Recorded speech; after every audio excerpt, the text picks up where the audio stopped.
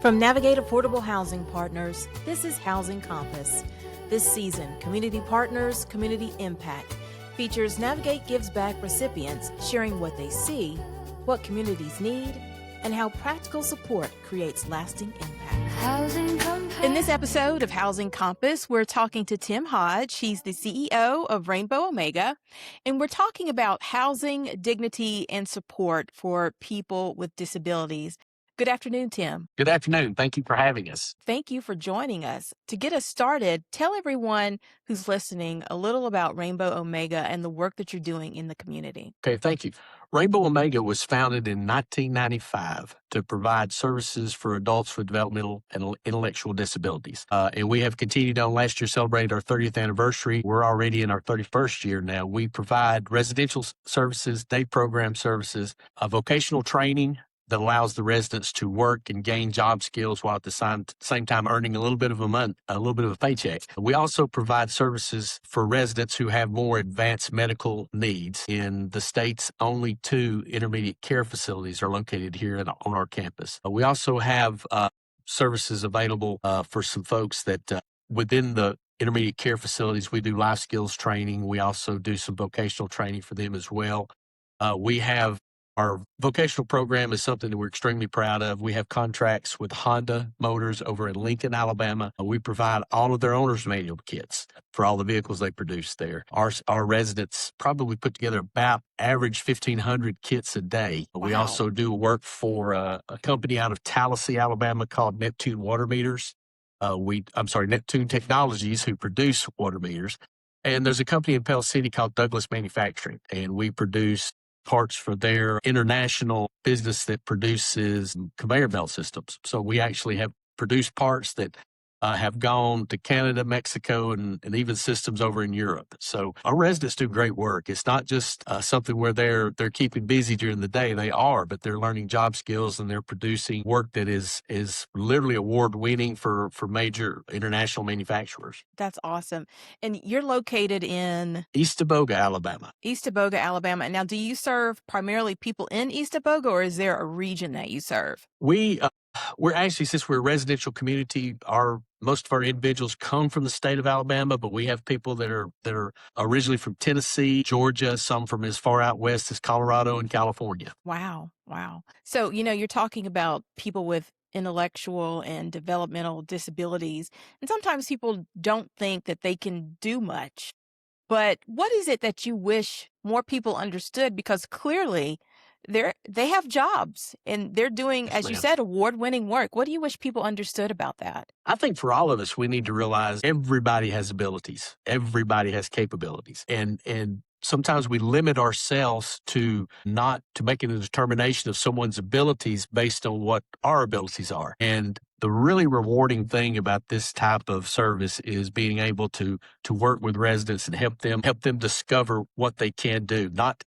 Most individuals in that type in the disability community have been told most of their lives, well, you can't do this or you're not able to do this. It's thrilling to be able to help them find something that they can do, and then encouraging them and reminding them that you can do this. This is something you can do.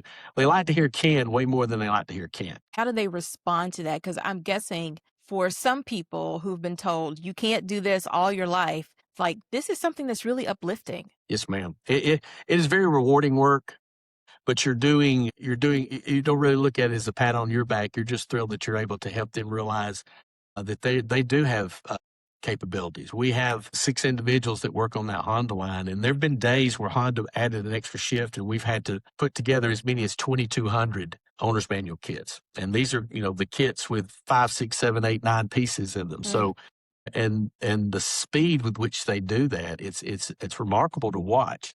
We also have met other goals, and it's a situation where we just tell the residents, we have to get this done and you can do this.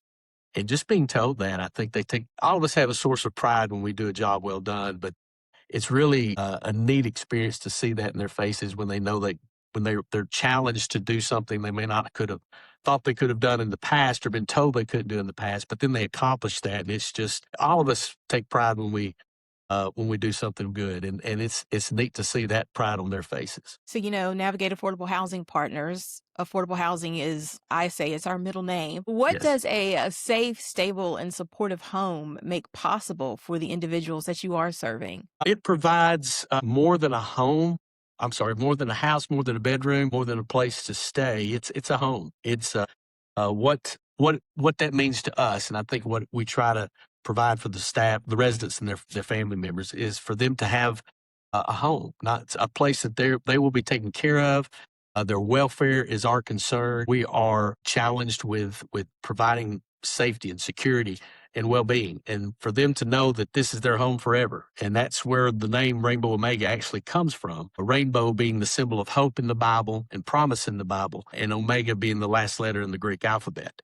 When Rainbow Omega was established, it was to provide hope to the residents that they'll be able to stay here for till the end of their lives. And it's our promise to their families that we will provide that care for as long as we can. Now, there are occasions where an individual's care needs are beyond our capabilities, but we hope that the point doesn't come. So that's the whole purpose of Rainbow Omega, is to provide that home, provide that care, provide family for them for as long as they're here. That's beautiful. And I'm sure for parents who have older children with these disabilities, it's peace of mind for them because a lot of them worry their children are going to outlive them. Who's going to take care of my child when I'm gone? That question has been asked and answered so many times just in the 5 years that I've been here. But Mr. Carpenter used to always tell the story that one family member told him once that Rainbow Omega was the answer to a prayer that they really didn't know how to pray Mm, or want to pray, because if you're providing that care for a child that grows into an adult, you're apprehensive. You know your time is coming, and most likely will come before their time. So it's a challenge to have to plan for that. But once you make that connection, it's a relief to a lot of folks and a blessing to a lot of folks. yeah. So we've been talking about housing stability in this podcast series. And how does that connect to independence, dignity, community, and really just quality of life? I think everybody wants a feeling of belonging. I think everybody, we've talked about a house already and the difference between a house and a home and shelter and a place that you truly belong. But I think the sense of belonging is a community and being a part of a community, having neighbors and friends and coworkers who share similar goals and hopes and dreams and fears. So I think of, when you're talking about housing stability, knowing that you have that future here, that you don't have to leave, that there's not going to be a family member who's providing care for you that may have to pass you to another family member. Rainbow Omega is very fortunate, and most residents across the state of Alabama have family members that love them and care for them. But sometimes they do get to a point that they can no longer, they just can't provide that care. Yeah. And being here and being in a community, a neighborhood that they're a part of. It's not they're in a house in a subdivision with 100 other houses. This is a little neighborhood, a little community that they're a vital part of. I think that gives them a sense of pride. It gives them a sense of belonging. It gives them a sense of comfort that there won't be any sudden changes in their life that they won't be prepared for. Yeah. Yeah. Can you share maybe an example without naming any names, but of how the right support at Rainbow Omega has helped to change a life? I've been able to see a lot of people that have changed over time. Just the short time that I've been here, it's been, you will have residents that will come and visit what we call a respite visit. It's an opportunity to come and spend a night or two over a several week period, even into months, to make that transition.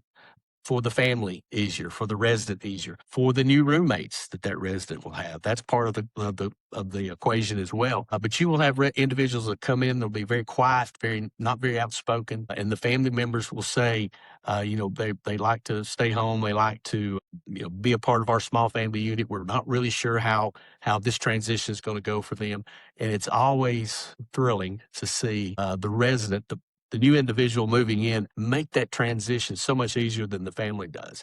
And a lot of it has to do with finding their voice when they're in a new family that cares for them and loves them and is very accepting, that has similar, I'm not going to say challenges, I'm going to say similar abilities. Mm-hmm. And there is a friendship that develops out of that gives them strength and confidence and opens them up to a whole new world, to be able to go out on the weekend with friends and go bowling or to the movies or dining out. It's just a really neat opportunity where they for the first time they're out on their own and choosing to do things separate apart from their family, and their family are very loving, very caring, very supportive. So I'm not in any way saying anything negative about the care from their family. I'm just saying all of us, I think, can remember back when we first got that driver's license and went Yep. out to the movies with our friends for the first time without mom and dad with us, or mom and dad dropping us off and picking us up. And it's kind of the same feeling, the same sense of maturity and pride and Independence. Yeah. exactly independence to know that I chose to do this. I chose to go to this movie, or I chose to go to this restaurant with my friends, and mom and dad aren't involved in that equation. And it's just a sense of them finding their own voice and finding their own place in the world. It's scary for all of us anytime we do that, but it's Yeah. almost challenging to the point that for the residents that it's they see it as an accomplishment, not as something that's a challenge. Wow, you've given me chills, and I've got tears welling up in my eyes because that is so great. Because everyone, like you said, they want to belong, Yes, and we want to be independent. We want to be able to do those things that people said you can't do that, and now they exactly. can. Now they can. Right. So you guys received a Navigate Gives Back grant last year. Yes. What did you apply for, and how were you able to use the money that you were granted? Our first grant application was for utility expense assistance, and that was a blessing. We have here on our campus, we have 8 residential homes. We have a 22,000 square foot vocational center where all the workplace training takes place. We have the 2 intermediate care facilities. One houses 15. One is a home for 15 residents. One's a home for 10. So wintertime, as you can imagine, it takes quite a bit of our budget to I bet. pay for the utilities and the gas for our greenhouses, things like that. So that was just a blessing to us. It warmed our hearts that the residents put together a thank you video. We really appreciated that.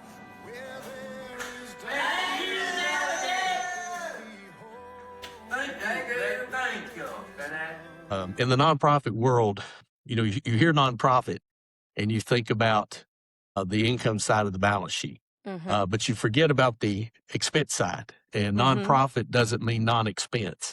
So any expense we have to pay, and just on your standard expenses, food, utilities, upkeep of residences, things of that nature, that comes out of your budget. And it costs quite a bit of money to provide the services that we provide. So any assistance that takes care of an expense is money we don't have to take out of our operational income and funding. So it was I'm not exaggerating saying it was manna from heaven for us. We're so thankful that we could help. In this series, we've been talking about helping older people and differently abled people keep up with their water bills. Something as simple as that. Yes.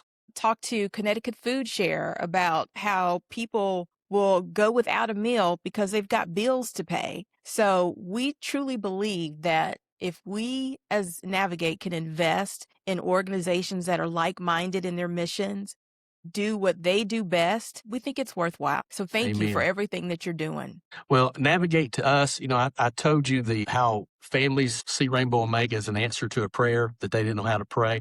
That's what Navigate has been to Rainbow Omega. You are an answer to a prayer that every year, in the nonprofit world, I had a guy, I've been in 20 years, and I had a guy 15 years ago, we were talking about balance sheets and profit and loss and fundraising, and he said, well, in the nonprofit world, at the end of the year, you have $1 in your bank account, you've had a good year. And on a basic level, that's true, but it doesn't set you up real well for the second year.